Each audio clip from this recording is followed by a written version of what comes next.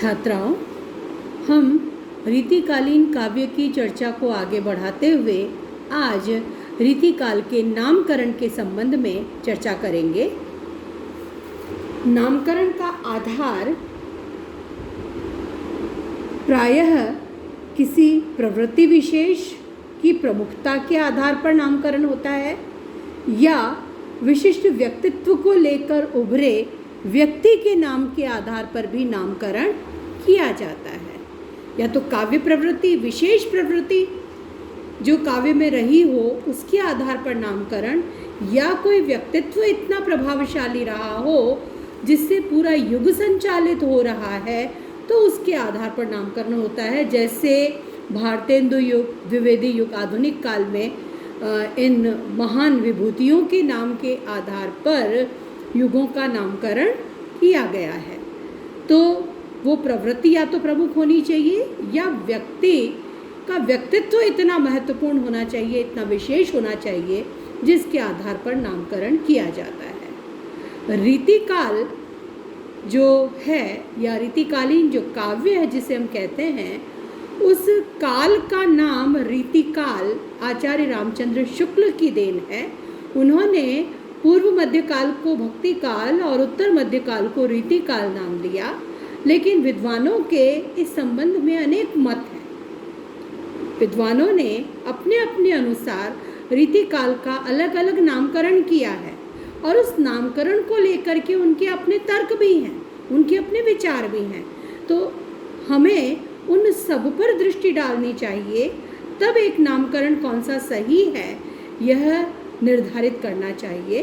तो इस दृष्टि से हम देखते हैं कि विद्वानों ने कौन कौन से नाम इस काल को दिए हैं। तो सबसे पहले हम देखते हैं आचार्य रामचंद्र शुक्ल द्वारा इसे रीतिकाल कहा गया, मिश्र बंधु द्वारा अलंकार काल कहा गया, आचार्य विश्वनाथ प्रसाद मिश्र ने इसे श्रृंगार काल कहा, भागीरथ मिश्र ने, डॉक्टर भागीरथ मिश्र ने रीति श्रृंगार युग नाम दिया, डॉक्टर रमाशंकर शुक्ल रसाल वे इसे कलाकाल कहते हैं और राम प्रसाद मिश्र इसे शास्त्रीय काल कहते हैं। हम एक एक करके इन सभी नामकरणों के संबंध में चर्चा करेंगे। तो इन नामों की समीक्षा जब हम करते हैं तो उस नामकरण के पीछे इन आचार्यों का या इन विद्वानों का जो मत रहा है उसे हम देखते हैं। तो सबसे पहले हम लेते हैं मिश्र बंधुओं द्वारा दिया गया नाम अलंकार काल। तो मिश्र बंधुओं ने इसे अलंकार काल कहा और उन्होंने स्पष्ट कहा कि इस काल में भाषा भूषणों से लद गई। हम अलंकारों पर भी पूर्व में चर्चा कर चुके हैं और यह माना है कि अलंकार काव्य के आभूषण हैं। तो मिश्र बंधु यह कहते हैं कि इस काल में अलंकारों की बहुलता है और भाषा कविता की जो है वो आभूषणों से लदी हुई दिखाई देती है। तो अलंकार बहुलता की प्रवृत्ति के कारण वो इसे अलंकार काल नाम देना चाहते हैं। श्रृंगारिक कविता खूब बनी, आचार्यता बढ़ी, कथा प्रासंगिक प्रथा ने धर्म संबद्ध करके बल पाया। इससे स्पष्ट है कि मिश्र बंधुओं ने संक्षेप में उत्तर मध्यकाल की समस्त विशेषताओं को उद्घाटित करने का प्रयास किया और पूरा ध्यान भाषा पर दिया और उन्होंने इस काल को भाषा के भूषणों के आधार पर यानी अलंकारों के आधार पर अलंकार काल नाम देना उचित समझा। मिश्र बंधुओं द्वारा दिए गए नामकरण की हम यदि समीक्षा करें, समीक्षा की कसौटी पर इसे परखने का प्रयास करें तो ये एक तरफा प्रतीत होता है। अलंकार बहुलता की प्रवृत्ति इस काल में मिलती है, लेकिन केवल अलंकार की प्रवृत्ति या अलंकरण की प्रवृत्ति के आधार पर अलंकार काल नाम देना उचित प्रतीत नहीं होता, क्योंकि इसमें अन्य प्रवृत्तियां गौण हो जाती हैं या उपेक्षित हो जाती हैं। अन्य प्रवृत्तियों को वो महत्व नहीं मिल पाता, दूसरी प्रवृत्तियों का जिक्र इसमें नहीं आ पाता, इसलिए विद्वानों ने इस नाम को स्वीकार नहीं किया। इसके बाद हम लेते हैं आचार्य विश्वनाथ प्रसाद मिश्र द्वारा प्रस्तावित नाम श्रृंगार काल। आचार्य विश्वनाथ प्रसाद मिश्र ने इस काल का नाम श्रृंगार काल सिद्ध किया और श्रृंगार रस की प्रमुखता को ध्यान में रख करके उन्होंने इसे श्रृंगार काल कहा। श्रृंगार रस प्रमुख रहा है, इसमें कोई दो राय नहीं।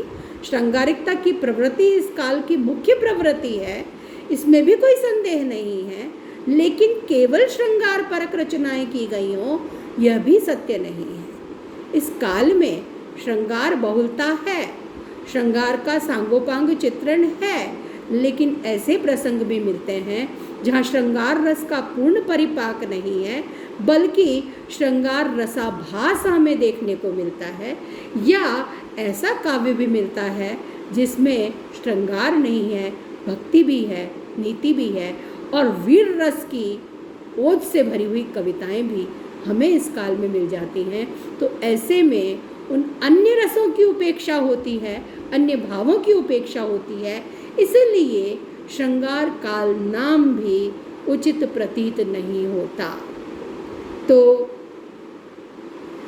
श्रृंगार काल नाम का अनुसरण भी इसीलिए हिंदी जगत ने नहीं किया, क्योंकि जो इस काल की कविता है उसकी आंतरिक प्रकृति, आंतरिक प्रवृत्ति जो रही है, मुख्य प्रवृत्ति जो रही है, उसका प्रतिनिधित्व यह नाम ठीक तरह से नहीं कर पाता है।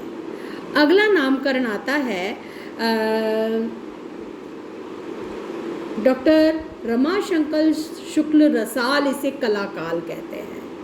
तो रमाशंकर शुक्ल रसाल ने जो कलाकाल नाम दिया, उनके अनुसार रीतिकाल में कलापक्ष प्रबल रहा, इसलिए इसे कलाकाल कहा गया। लेकिन इस नाम को भी हम आसानी से स्वीकार नहीं कर सकते, क्योंकि केवल कलापक्ष ही प्रमुख नहीं है। भावपक्ष उपेक्षित हुआ है, कलापक्ष महत्वपूर्ण है, यह हम मान सकते हैं, लेकिन इसमें पूरा काव्य नहीं आ पाता, क्योंकि ऐसा काव्य भी हमें मिलता है जिसमें पर्याप्त भाव प्रवणता है, भाव प्रधानता है, तो वो काव्य उपेक्षित हो जाता है। घनानंद जैसे कवि का काव्य जहाँ प्रेम उदात्त हो जाता है, वह काव्य उपेक्षित होता है।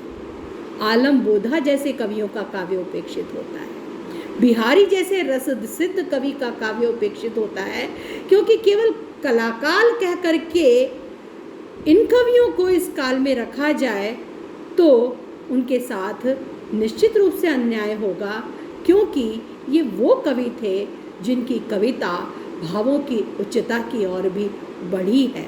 अद्भुत भाव सौंदर्य हमें देखने को मिल जाता है इन कवियों में।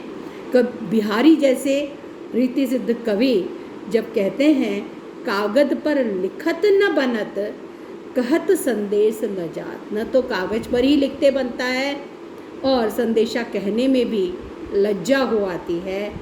कही है सब तेरो हियो मेरे ही की बात, तेरा हृदय ही मेरे हृदय की सारी बात कह देगा। तो यहाँ कहाँ कला है, यहाँ कहाँ चमत्कार है, यहाँ तो अद्भुत भाव है, भाव सौंदर्य है जिसकी अभिव्यक्ति है। जब घनानंद जैसा कवि कहता है अति सूध स्नेह को मार्ग है, जहाँ नेकु सयानपन बाक नहीं, जह सूधो चले तजी आपुन पो, जिजके कपटी जे निसाक नहीं।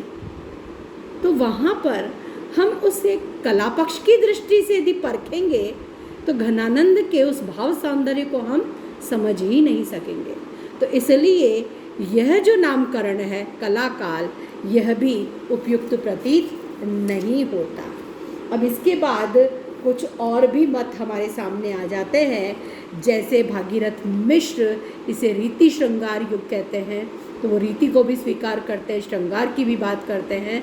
श्रृंगार काल नाम उपयुक्त नहीं है, इस पर हम पहले भी चर्चा कर चुके हैं। इसी प्रकार से राम प्रसाद मिश्र द्वारा दिया गया नामकरण जो है शास्त्रीय काल, यह भी समीक्षा की कसौटी पर खरा नहीं उतरता है, क्योंकि एक पक्षीय प्रतीत होता है।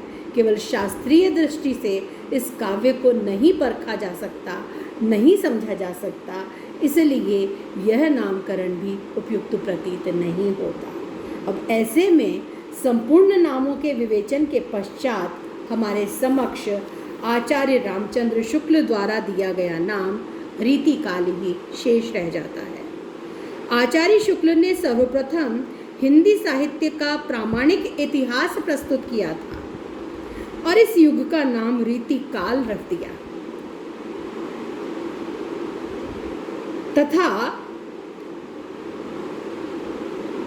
रीतिकाल नामकरण के पीछे हम देखते हैं कि शुक्ल जी का विलक्षण पांडित्य ही था। शुक्ल जी ने इस नामकरण का औचित्य सिद्ध करने का भी कोई प्रयास नहीं किया। उन्होंने बड़ी सहजता से इसे रीतिकाल कहा। नामकरण का औचित्य सिद्ध करने के लिए कोई तर्क उन्होंने नहीं दिए, लेकिन अद्भुत था उनका पांडित्य, जो इस काल की इस प्रवृत्ति को, इस विशेषता को उन्होंने परखा, इसे प्रमुखता से देखा, इसे जाना और इसे रीतिकाल नाम दिया। उन्होंने अपने विशुद्ध काव्यशास्त्रीय अध्ययन और गंभीर आचार्यत्व का परिचय देते हुए सहज भाव से इसे रीतिकाल नाम दिया। रीतिकालीन कविता की सभी गतिविधियों का जब हम निरीक्षण करते हैं तो इस निष्कर्ष पर पहुंचते हैं कि उस काल की व्यापक और प्रमुख प्रवृत्ति रीति ही है। अतः हिंदी साहित्य के उत्तर मध्यकाल को रीतिकाल के नाम से अभिहित करना ही सर्वथा उपयुक्त प्रतीत होता है। अलंकार काल और श्रृंगार काल नाम उसकी आंतरिक प्रवृत्ति को ठीक तरह से नहीं पकड़ पाते, वे नाम एक पक्षीय रह जाते हैं। ऐसे में इसका नाम रीतिकाल ही सर्वथा उपयुक्त प्रतीत होता है। डॉक्टर भागीरथ मिश्र कहते हैं कि कला काल कहने से कवियों की रसिकता की उपेक्षा होती है, श्रृंगार काल कहने से वीर रस और राज प्रशंसा की, रीतिकाल कहने से प्रायः कोई भी महत्वपूर्ण प्रवृत्ति सामने आ जाती है। यह युग रीति पद्धति का युग था। यह धारणा वास्तविक रूप से सही है, अतः इसका नाम रीतिकाल ही सर्वथा उपयुक्त प्रतीत होता है।